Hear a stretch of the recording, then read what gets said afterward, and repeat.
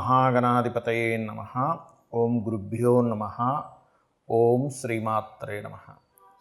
పరమేశ్వర స్వరూపమైనటువంటి జ్యోతిష, వాస్తు మరియు ఇతర అనేకమైనటువంటి శాస్త్రములను మనకు అందించినటువంటి మహర్షులకి నమస్కారం. హయగ్రీవ హయగ్రీవ హయగ్రీవేతి యో వదేత్ తస్య నిస్సరతే వాణి జహ్నుకన్యా ప్రవాహవత్. అరుణాం కరుణాతరంగితాక్షీం ధృతపాశాంకుశపుష్పబాణచాపాం అనిమాదిభిరావృతాం మయూకైః అహమిత్యేవ విభావయే భవానీం. శ్రీమాత్రే నమః. ఓం పితృదేవతాభ్యో నమః. మనం ఈరోజు చెప్పుకోబోయేటువంటి టాపిక్ ఏమిటి అంటే 12 లగ్నాల వారు ఏ విషయాల పట్ల జాగ్రత్త వహించాలి, ఏ ఉపాసన చేసుకోవాలి, ఏ విషయాల వల్ల వీళ్ళకి కలిసి వచ్చే ఆస్కారం అధికంగా ఉంది అనే విషయాలు మనం ఇప్పుడు తెలుసుకుందాం. ఒకవేళ లగ్నం తెలియలేదు మీకు, రాశి చూసుకోవచ్చు. అంటే మేషరాశి, మరి మేషరాశిలో అశ్విని, భరణి, కృత్తిక, ఒకటో పాదం కూడా ఇదే వర్తిస్తుంది అంటే ఇదే వర్తిస్తుంది.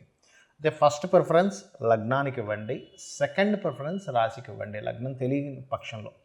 బికాజ్ ఆఫ్ మనిషి యొక్క మనస్సు కాబట్టి సెకండ్ ప్రిఫరెన్స్ దానికి ఇవ్వచ్చు, అందులో ఎటువంటి దోషం లేదు. అయితే దీనికి సంబంధించినటువంటిది ఇది మీరు పలానా లగ్నంలో లేదా రాశిలో పుట్టినందుకు ఇవి చెప్తున్నా.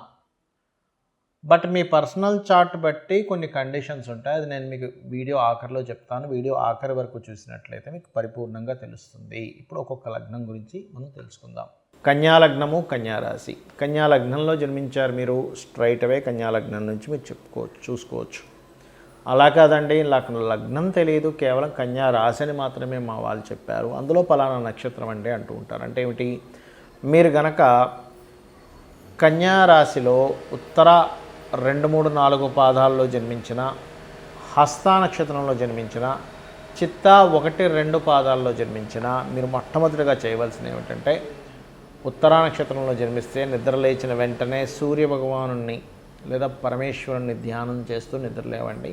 మీ లైఫ్ ఎంత బాగుంటుందో మీరే చూడండి. అంటే ఇక్కడ ఏమిటంటే లింక్ ఏమిటంటే, మనం ఏదైతే నామస్మరణతో మన యొక్క లైఫ్ని ప్రారంభిస్తామో, ఉదయం నిద్రలేచిన వెంటనే ఆ రోజు ప్రారంభిస్తామో, ఆ రోజు అంతా కూడా ఆ దేవత మనల్ని, మన లైఫ్ డెసిషన్స్, మన మనసుని అదుపులో ఉంచేలాగా పరిపరి విధాలుగా వెళ్లకుండా పట్టుకుంటుందన్నమాట అది.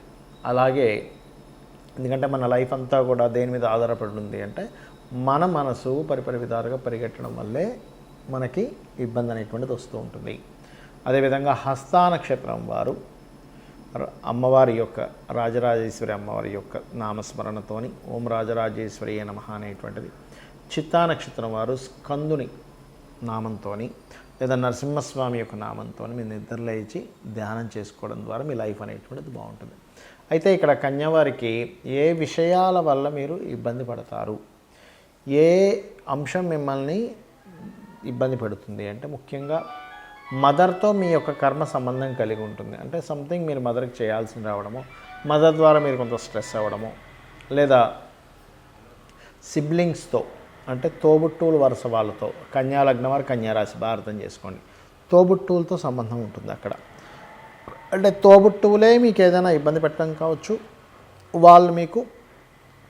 వాళ్ళకి మీరు ఏదైనా సెట్ చేయాల్సిన విషయం కావచ్చు. ఇది పర్టికులర్గా కనెక్ట్ అయి ఉంటుంది, ఇది గుర్తుపెట్టుకోండి. ఈ యొక్క కన్యాలగ్నం వారు కన్యారాశి వారు, ఇది గుర్తుపెట్టుకోండి. అలాగే మరి మీకు మంచి విషయాలు ఏమిటి, ఇక్కడ ఏ విషయం మీకు మంచి చేస్తుంది అని చెప్పి చూసుకున్నట్లయితే మేనేజింగ్ రిలేటెడ్ సంబంధించి మీరు మొత్తం ప్రతిదీ మేనేజ్ చేసుకునేటువంటిది ఏదైతే స్కిల్ మీలో ఉంటుందో, సహజంగానే కన్యాలగ్నం వారికి మేనేజింగ్ స్కిల్స్ అధికంగా ఉంటాయి. ఎప్పుడైతే మేనేజింగ్ స్కిల్స్ లగ్నము అంటారు దీన్ని, మీరు ఎంత బాగా అంటే మీ యొక్క జాబ్లో కావచ్చు, బయట కావచ్చు చేస్తుంటారు, అదే మిమ్మల్ని రక్షిస్తుంది, గుర్తుపెట్టుకోండి. అలాగే మరొకటి ఏంటంటే ఒక సమస్యని క్లియర్ చేయడము, దీనికోసమే పుట్టామా అన్నట్టు అనిపిస్తూ ఉంటుంది.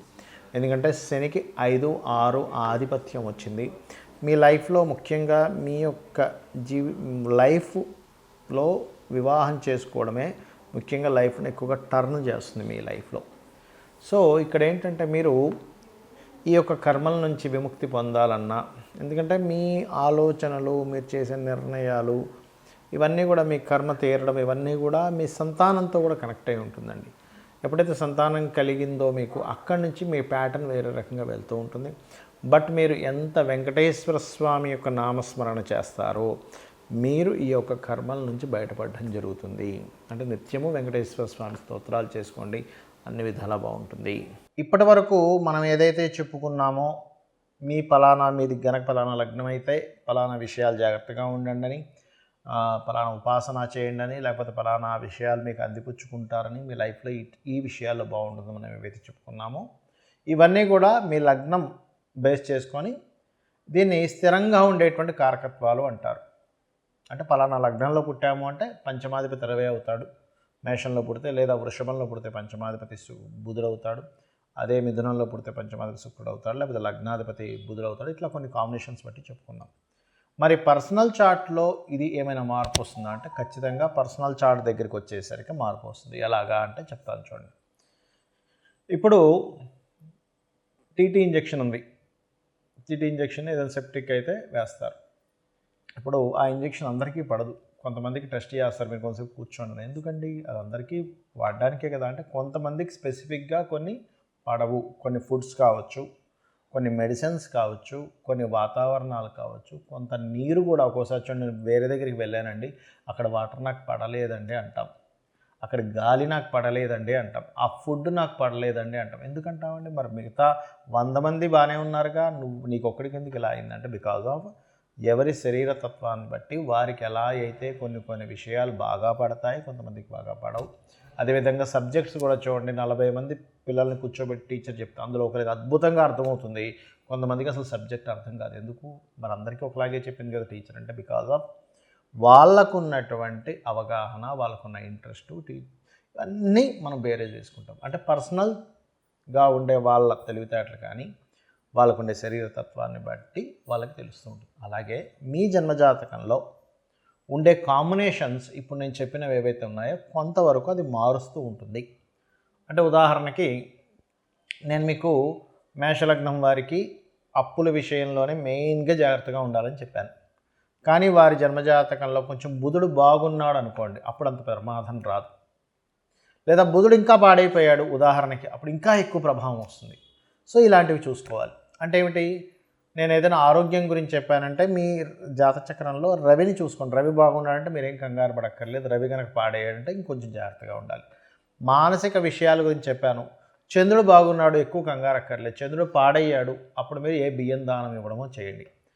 అలా కాకుండా యాక్సిడెంట్స్ లేకపోతే భూ వివాదాలు ఎక్కువగా ఉంటాయి ఈ లగ్నం వారికి అని చెప్పాను అనుకోండి, అప్పుడు మీరు చేయవలసింది ఏంటంటే కుజుడు బాగున్నాడా టెన్షన్ ఏం పెట్టుకోకండి. కుజుడు పాడైతే అప్పుడు మీరు కందులు దానంగా ఇవ్వడం, సుబ్రహ్మణ్యేశ్వర స్వామి ఆరాధన చేసుకోవడం, వారాహి అమ్మవారి ఆరాధన చేసుకోవడం చేయండి. అదేవిధంగా బుధుడు పాడయ్యాడు, అప్పుడు విష్ణు సహస్రనామాలు బాగుంటే ఏం టెన్షన్ పడక్కర్లేదు. అంటే ఇప్పుడు నేను చెప్పినటువంటివి ఏవైతే ఉన్నాయో గ్రహం కనుక బాగుంది, ఆ రాసులు కనుక బాగున్నాయి, టెన్షన్ పడకండి.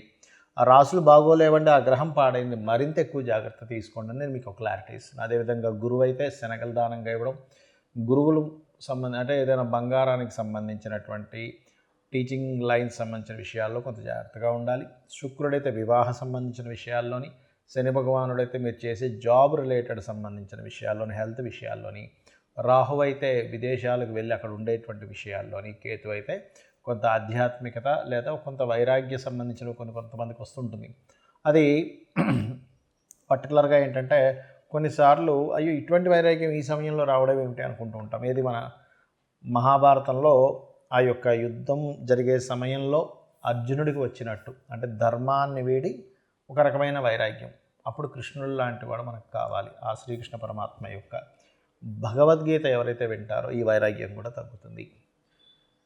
సో నేను చెప్పినటువంటివి పర్సనల్ చార్ట్లోకి వచ్చినప్పుడు కొంత మార్పు వస్తుందనేటువంటి విషయాన్ని మీరు అర్థం చేసుకుంటూ నేను చెప్పినటువంటి పరిహారాలు మీరు చేసుకొని ఆ పితృదేవతల అనుగ్రహం కూడా పొంది లలితాంబిక అమ్మవారి యొక్క అనుగ్రహం కూడా పొందాలని మనస్ఫూర్తిగా కోరుకుంటూ మీ యొక్క జీవితాలు మరింత ఉజ్వలంగా మరింత సక్సెస్ఫుల్గా సాగాలని మనస్ఫూర్తిగా కోరుకుంటూ శ్రీమాత్రే నమః.